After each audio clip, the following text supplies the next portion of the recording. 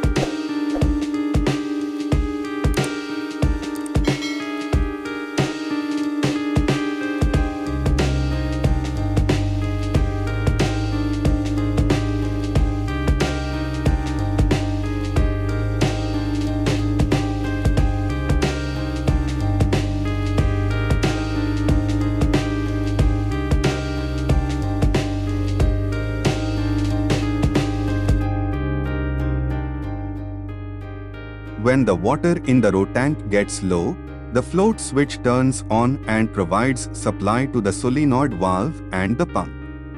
Water is pumped into the membrane filter at the pump's maximum sign. Only then will the salt water separate and the fresh water separate. The separated pure water goes inside the post-carbon filter and fills the row tank. If you don't understand this, ask for a separate video for this in the comment section. I will make a separate video for you and upload it.